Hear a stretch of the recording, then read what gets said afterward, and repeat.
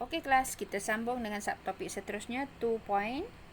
Nutrient cycle in ecosystem. Kitaran nutrien dalam ekosistem. Okey kelas. Alright, definition. Apa itu nutrient cycle? Nutrient cycle is a repeated pathway of a particular nutrient or element from the environment through one or more organism and back to the environment. Okey. So, nutrient cycle ni sebenarnya adalah satu pemindahan nutrien dan juga tenaga yang berterusan daripada environment yang seimbang kepada organism, and then organism guna seterusnya balikkan semula nutrien tersebut kepada environment.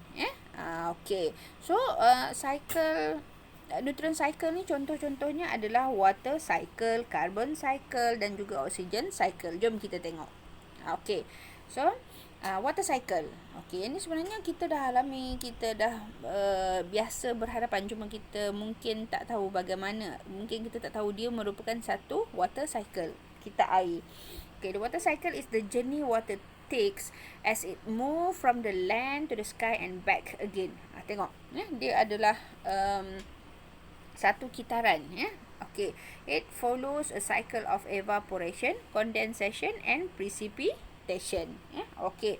So, kalau kamu tengok laut ataupun sungai, okay, bila hari panas, what happen? It will be evaporate. Okay, tersejat. And then, in the water molecule in the form of water vapor, dia akan tersejat dan naik ke atas sebab dia kurang tempat. And then proses condensation berlaku membentuk awan. Okey, bila dah banyak sangat water vapor, okey, akan jadi precipitation, pemendakan. Okey, so selain daripada proses evaporation membekalkan water vapor, okey, proses transpiration ataupun kehilangan air, tingkatan 1 kita dah belajar kan, daripada tumbuhan juga akan menyebabkan water vapor lost to the environment, and then undergo condensation. Okey, bila dah condensation, dia akan membentuk precipitation, iaitu satu pemendakan. Okey, dan precipitation ini akan turun sebagai hujan dan turun balik ke dalam air. Jadi dia berkitar. Okey. So kalau kita tengok water cycle tadi, kita dah tengok. Okey, seterusnya role of organism in water cycle. Okey. The sun energy cause water to evaporate from ocean and lakes into the atmosphere. Okey, so plant and animal are also release water vapor into the atmosphere as they carry out respiration.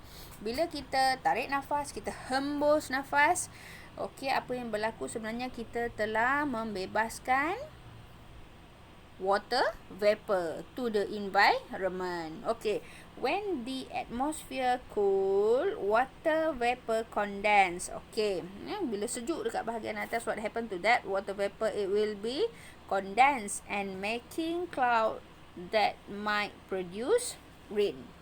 Dia akan menyebabkan terbentuknya awan yang menyebabkan hujan. Okay. Alright. Seterusnya kalau kita tengok carbon cycle and oxygen cycle. Seterusnya kita tengok carbon cycle and oxygen cycle. Tadi dah tengok water cycle kan? Okay, the process by which oxygen release into the atmosphere while the carbon dioxide release as a product of respiration is taken up of photosynthesis. Kita namakan sebagai carbon and oxygen cycle. Okay. So, proses di mana oksigen dilepaskan ke atmosfera. Okey. While the carbon dioxide release as a product of respiration. Carbon dioxide dilepaskan sebagai produk proses respiration. Okey, akan digunakan untuk fotosintesis. Okey. Boleh faham tu maksud cikgu? Okey.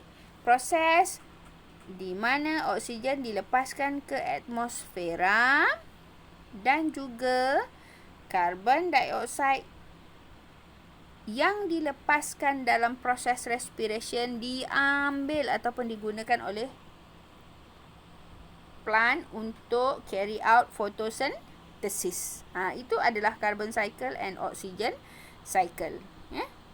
Okey. Mudah kan? Okey. Karbon dioksida daripada atmosfera akan digunakan untuk proses fotosintesis. Fotosintesis akan menghasilkan oksigen. Okey, oksigen akan digunakan oleh animal untuk undergo respiration. Okey. So, one day animal akan dead. Okey. So, it will be decomposed by a decomposer and form fossil and fossil fuel. Okey. So, dia akan diproses di factory. Okey, proses factory ni akan menghasilkan carbon dioxide. Itu kita namakan sebagai carbon and oxygen cycle. Okey. Kita tengok carbon cycle. Okey, mudah kat sini nak faham. Okey, plant.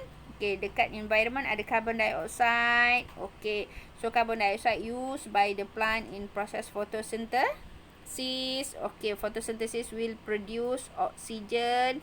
Okey, oxygen will be used in the respiration process. Okey, respiration produce carbon dioxide. Okey, so plant that will be decomposed by decomposer. Okey, dan kemudian akan mereput and then transform into fossil fuel. Okey, boleh okey, fossil fuel akan use for energy untuk factory berjalan.